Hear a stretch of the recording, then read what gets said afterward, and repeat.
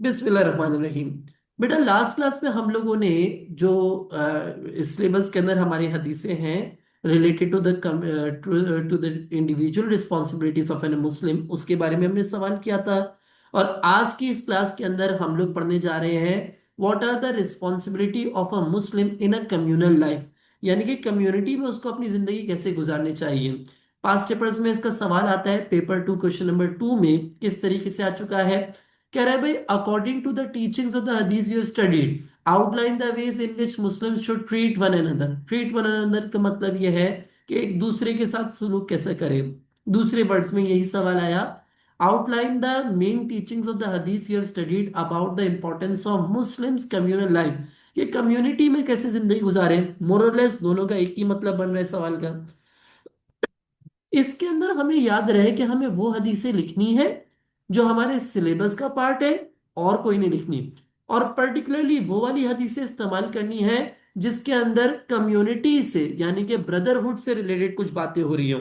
मिसाल के तौर पे यहाँ पे जो मैंने पहली हदीस लिखी वो क्या है भाई, none of you believes until he wants for his brother what he wants for himself.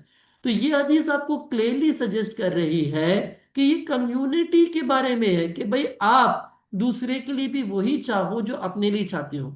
This हदीस सजेस्ट वन लेवल ऑफ ईमान। देखो ईमान के कई दर्जात हैं, तो उनमें से आप ने एक दर्जा ये बयान किया कि तुम में से वो शख्स मोमिन ही नहीं जब तक वो अपने भाई के लिए भी वही चाहे जो अपने लिए चाहता है।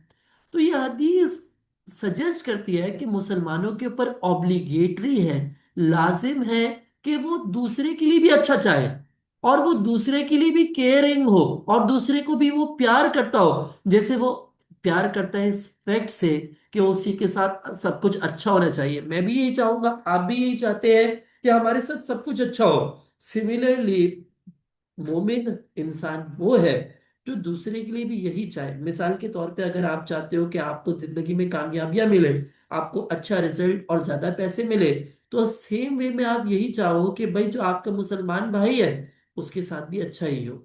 और जैसे आप नहीं चाहते हो कि आपके साथ बुरा हो, आप नहीं चाहो कि दूसरे के साथ भी बुरा हो। तो इस तरीके से आपने पहले हदीस को एक्सप्लेन करना है और फिर सजेस्ट करना है कि what we should do and what we should not do. We should not want bad for others. We should only want good for others. The way we do not want bad to happen to ourselves, and we only want good to be happening with us. Similar way, in a similar way, हम दूसरे के लिए भी वही चाहे जो अपने लिए चाहते हैं, और दूसरे के लिए वो ना चाहे जो अपने लिए नहीं चाहते। अच्छा जी, सर। एक तो ये हदीस हो गई। अच्छा, यहां पर एक और हदीस है हमारे सामने बेटा। हुजूर सल्लल्लाहु अलैहि वसल्लम ने फरमाया, late him who believes in Allah and the last day either speak good or keep silent, and let him who believes in Allah and the last day be generous to his neighbor, and let him who believes in Allah and the last day be generous to his guest.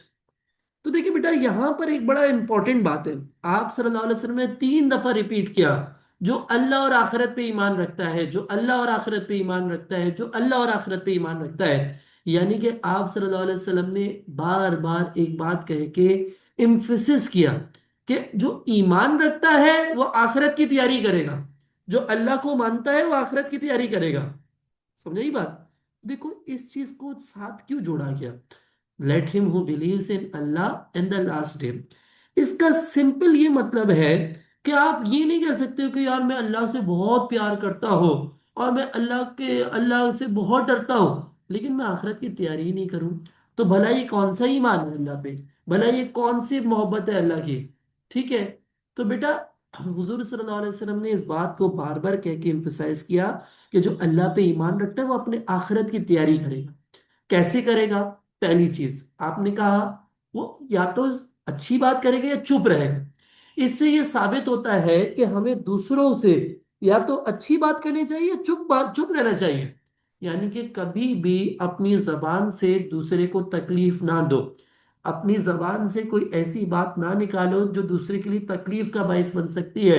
ये झूठ ना बोलो, गाली ना दो, गलत बात ना कहो, कोई गंदी बात ना करो, किसी के साथ कोई इमोरल बात ना करो। ये इस हदीस की पहली तालीम है। दूसरी, आप सल्लल्लाहु अलैहि वसल्लम फरमा रहे हैं let him who believes in Allah in the last day be generous to his neighbour. जो अल्लाह और अल्लाह पे ईमान रखता है और आखिरत पे ईमान रखता है, वो अपने नेबर्स यानी कि जो अपने पड़ोसी या हमसाए हैं इनके साथ जेनरस रहेगा। जेनरस का मतलब ये हो सकता है कि आप उनके लिए कुछ छोटे मोटे अच्छे काम कर दें। मिसाल के तौर पे उनको खाने का पूछ लें, उनको कोई ज़रूरियात है तो पूछ लें। लेकिन इसका हरगिज ये मतलब नहीं है कि generosity is only limited to monetary support. Generosity का मतलब सिर्फ फाइनेंशियल सपोर्ट नहीं है। The generosity could be in the form of kindness you show to other person. Even a smile is an act of generosity. अगर आप किसी को मुस्कुरा के देख रहे हो, किसी से अच्छी बात कर रहे हो, that's also an act of generosity. आगे अल्लाह ताला हुजूर सल्लल्लाहु अलैहि वसल्लम फरमाते हैं, let him who believes in Allah and the last day be generous to his guest. Guest मतलब जो आपके मेहमान आते हैं, तो आपने अपने मेहमान से भी अच्छा सलूक करना है, उसे अच्छे से ट्रीट करना है। जो कुछ आपके पास है उसको ऑफर करने के लिए, चाहे आपके पास बिरयानी हो या आपके पास सूखी रोटी हो या जो कुछ भी है, जरूरी नहीं है कि बिरयानी खिलानी है, मुर्ग मसलम ही खिलाने गेस्ट को कि गेस्ट अजाबी लगने लग जाए। नहीं नहीं बेटा, गेस्ट को अच्छे तरीके से बिठाना, उससे अच्छे इज्जत से बात करना, उससे जो कुछ भी अगर आप ऑफर कर सकते हो खाने में कुछ भी, वो सब उसको खिलाना, that's also an act of generosity. तो इस हदीस के अंदर हमें तीन पहलू बताए गए। एक तो जबान का अच्छा इस्तेमाल करना है दूसरों के लिए, दूसरा अपने हमसायों का ख्याल रखना है, चाहे मॉनेटरी या नॉन मॉनेटरी वे में, चाहे फाइनेंशियल वे या नॉन फाइनेंशियल वे। नॉन फाइनेंशियल वे क्या हो सकता है, आप कोई काम कर दो उसका, आप उसके लिए कोई अच्छी बात कर दो, आप उसको वर्ड्स ऑफ इंकरेजमेंट कह दो। कभी होता है ना कोई बीमार हो जाता है, आप पूछने चले जाओ उसको, that's also an act of generosity. In the same way आप अपने गेस्ट को जनरोसिटी शो करें। जेनरोसिटी कैसी हो सकती है कि आप चाहे कुछ अच्छा खिला दिया, चाहे उसको अच्छी जगह बिठा दिया, उसे इज्जत से बात कर ली, उसे अच्छे दो अल्फाज बोल दिए, that's these are also acts of generosity. अब नेक्स्ट हदीस हमारे पास क्या है, आप सल्लल्लाहु फरमाते हैं, whosoever sees an evil action, let him change it with his hand, and if he is not able to do so, then with his tongue, and if he is not able to do so, then with his heart, and that is of the weakest of the faith। Haasan फरमाते हैं कि अगर तुम community में कोई evil, कोई बुराई देखते हो, तो उसको अपने हाथ से रोको, यानी कि उसके खिलाफ एक्शन लो, उसके खिलाफ काम करो, उसको रोकने के लिए कोशिश करो। लेकिन if is not able to do so, अगर तुम ये नहीं कर सकते, मिसाल के तौर पे भाई हमारे सियासतदान मुल्क में चोरी डकैती करप्शन कर रहे हैं, लेकिन हम उनको रोक नहीं सकते, हमारे पास वो इख्तियारात नहीं है, वो ताकत नहीं है, तो एटलीस्ट हम उसके खिलाफ जबान का तो इस्तेमाल कर सकते हैं, यानी उसके खिलाफ आवाज तो उठा सकते हैं, तो हम एटलीस्ट उसके खिलाफ आवाज उठाएं।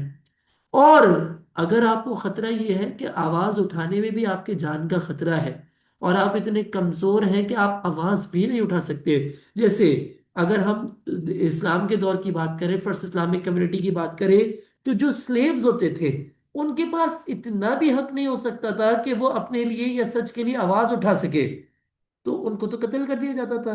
तो इनके लिए ऑप्शन ये दिया गया कि then by his heart, at least उसको दिल से गलत समझे, and that is the weakest of faith, यानी कि इसको ईमान का कमजोर तरीन दर्जा समझा जाएगा। लेकिन ये इसका कहने का मतलब ये है कि अगर आपने गलत को गलत समझना भी छोड़ दिया ना दिल में, आपने कहा ठीक है यार सब कर रहे हैं, होता है अब तो करने दो, तो इसका ये मतलब है कि आपके अंदर ईमान का वीकेस्ट दर्जा भी नहीं, आप ईमान से खारिज हो। अगर जिस दिन आपने गलत को गलत समझना भी छोड़ दिया, उस दिन आप ईमान के निचले दर्जे से भी नीचे चले गए।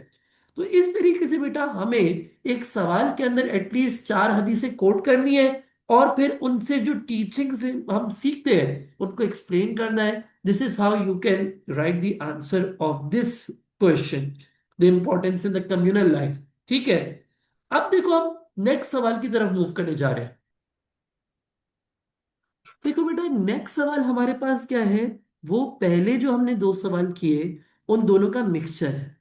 वो क्या कह रहा है, फ्रॉम द सेट ऑफ हदीस, यानी कि यहाँ पे भी लिखना तो सिलेबस से ही है, लेकिन आगे क्या कह रहा है, outline the profits teaching about the conduct of an individual in a community.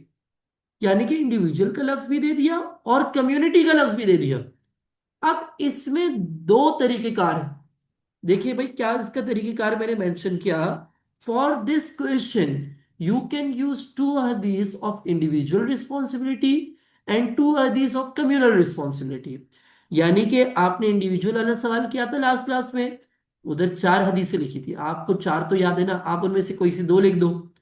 और अभी आपने कम्युनल की चार हदीसें पढ़ी आपने जिसमें कम्युनिटी की थी, जैसे कि none of you believes until he wants for his brother what he wants for himself. ऐसी दो हदीसें यहाँ पे कोट करके उनको एक्सप्लेन कर दो।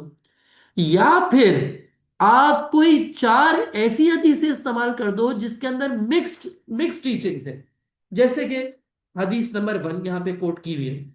देखो हदीस नंबर 1 में क्या लिखा हुआ है। हुजूर सल्लल्लाहु अलैहि वसल्लम ने फरमाया अद्दीन नसीहत, आपने फरमाया रिलीजन इज सिंसेरिटी। तो साहबा ने फरमाया कुलना लिमन, किससे सिंसेरिटी।